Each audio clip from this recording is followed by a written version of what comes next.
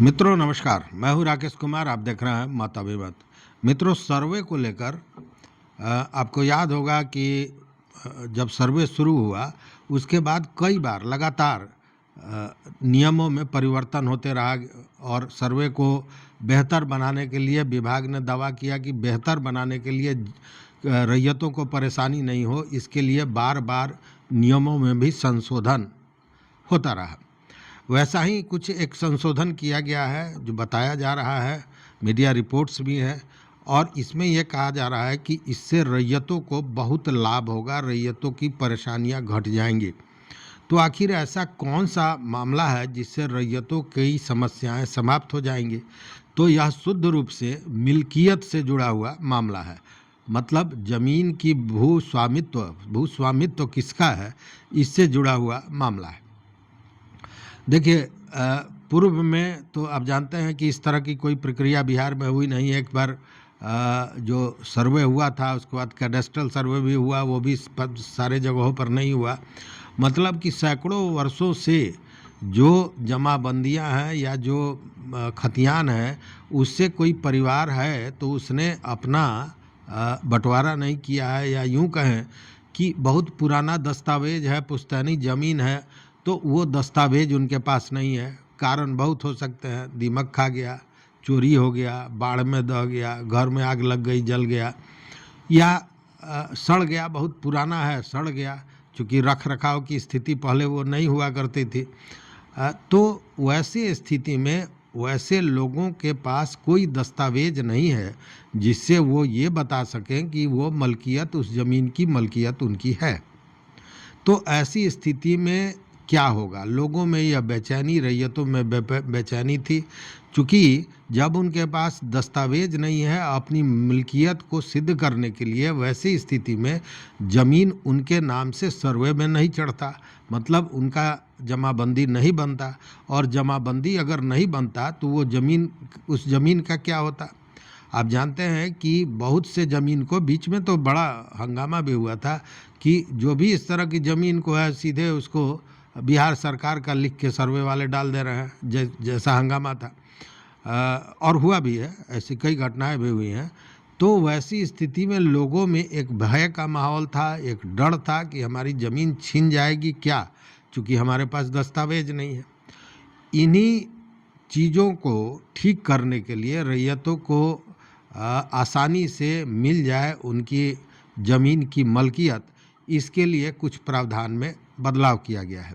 इसको लेकर ये बताया गया है कि विभाग ने, सरकार ने यह तय किया है कि जिन लोगों के पास कोई दस्तावेज नहीं है, हालांकि जो दस्तावेज है उसके 15 ऑप्शन भी दिए गए हैं कि उन ऑप्शन के आधार पर भी आप मलकियत अपनी दुरुस्त कर सकते हैं, मलकियत को बता सकते हैं। लेकिन मान लीजिए कि उनके पास खतियान नहीं है, कोई रसीद नहीं है, मतलब जिससे मिल्कियत आप अपनी सिद्ध कर सकें, कोई कागजात नहीं है, तो क्या होगा?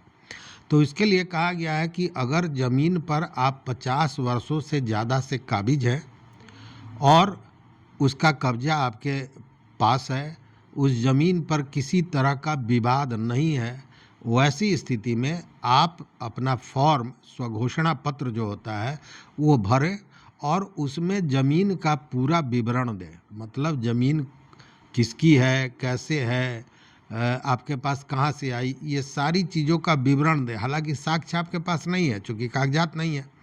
उस स्थिति में बाकी के जो ऑप्शन है उसमें से भी कोई कागजात आपको अगर उपलब्ध होता है तो उसके साथ, अन्यथा पूरे विवरण के साथ कि ज़मीन आपके मलकियत में है, ज़मीन पर आपका कब्जा है, ज़मीन पर किसी तरह का कोई विवाद नहीं है, तो वैसी स्थिति में आप अपना स्वघोषणा पत्र पूर्ण विवरण के साथ भर कर दे दें और वह ज़मीन जांचोपरांत, जांच भी होगी ही, स्वाभाविक है। हालांकि मीडिया में कहीं इसकी चर्चा नहीं हो रही है, लेकिन बिना जांच के तो संभव है नहीं। तो जांचोपरांत वो ज़मीन आपके नाम से सर्वे में कर दिया जाएगा, मतलब आपके नाम से जमाबंदी बन जाएगी। तो निश्चित रूप से ये एक बड़ी राहत की बात है। लेकिन ये जो सुविधाएं दी गई हैं इसको लेकर हमने कुछ बातें भी की, कुछ सर्वे कर्मियों से बातें की, लेकिन सच्चाई यही है कि देखिए नियम तो बन जाते हैं, लेकिन यह नियम सर्वे कर्मियों तक पहुंचते पहुंचते कितना दिन लग जाएगा यह कहना मुश्किल है। चूँकि इस तरह का नियम बनता है, उच्चाधिकारियों की बैठक होती है, इसको फ्लैश किया जाता है, लेकिन ग्रास रूट पर पहुंचते पहुंचते बहुत समय लगता है। चूँकि यह जो हमने देखा उसके बाद में हमने 2-3 सर्वे कर्मियों से गांव के बात किया, उन लोगों ने बोला कि मुझे इस तरह की कोई जानकारी नहीं अभी तक प्राप्त हुई है। तो और दूसरी बात हमने कहा कि क्या आप ऐसा कर सकते हैं, उन्होंने कहा कि जब तक कोई लिखित पत्र इस तरह का नहीं आता है तो हम ये नहीं कर सकते, हम नहीं करेंगे। क्योंकि कल को यह होगा, ठीक है, सर्वे को किसी तरह खींच लेना है, खींच लिया जाएगा, लेकिन कल को यह होगा कि बिना साक्ष्य के आपने इस व्यक्ति के नाम से ये जमाबंदी कायम करने की सिफारिश कैसे की, तो उसका मेरे पास कोई जवाब नहीं होगा। इसीलिए तो कहने का मतलब है कि रोज नियमों का बदलाव जो हो रहा है, एक प्रयोगशाला बना दिया गया है, तो यह कहीं ना कहीं नुकसानदेह हो रहा है। ठीक है, ये कहा जा रहा है विभाग द्वारा कि रैयतों के सुविधा के लिए किया जा रहा है, सुविधा मिलेगा भी निश्चित रूप से, लेकिन इससे विवाद बढ़ेंगे या घटेंगे, जरा इस बात को भी समझ लीजिए। क्योंकि मैं भी जानता हूँ कुछ वैसे जगह को, ऐसे ज़मीन को जहाँ वर्षों से लोग, दूसरे लोग उस पर काबिज हैं, और काबिज इसलिए हैं कि जो ओरिजिनल व्यक्ति है उसके पास कोई कागजात नहीं है, वो उस पर कैसे अपना दावा प्रस्तुत करे, उसके पास उस तरह का कोई कागजात नहीं है।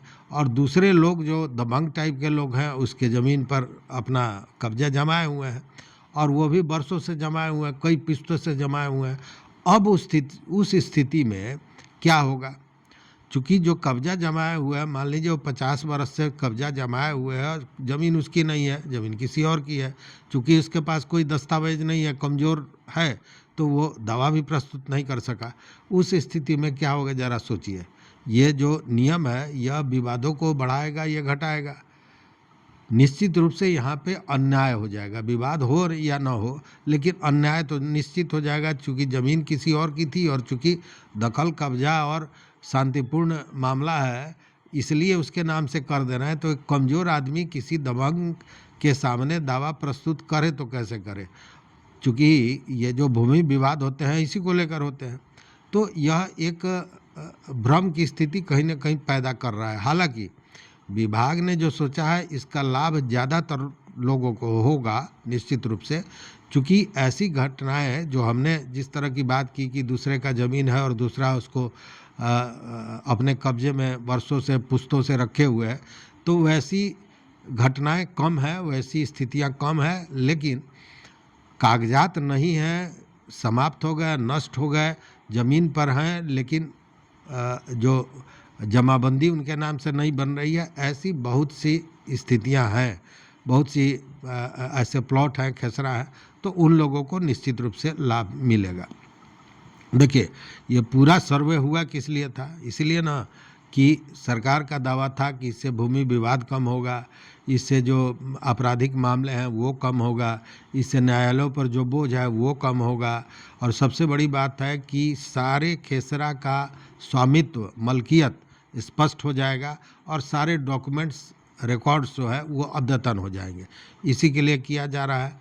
लेकिन जो स्थितियां हैं वो आप देख रहे हैं। अब आप ही इसका विचार कीजिए, आप ही विश्लेषण कीजिए, और आप बताइए कि क्या अभी जो सर्वे चल रहा है वो ठीक है, गलत है, पूरा हो पाएगा या नहीं हो पाएगा। इस वीडियो में बस इतना ही। देखते रहिए मत अभिमत। मित्रों, चैनल पर नए हो तो सब्सक्राइब कीजिए, लाइक कीजिए, दोस्तों के साथ शेयर कीजिए, और अपना विचार जरूर दीजिए। बहुत बहुत धन्यवाद, कोटिशः आभार।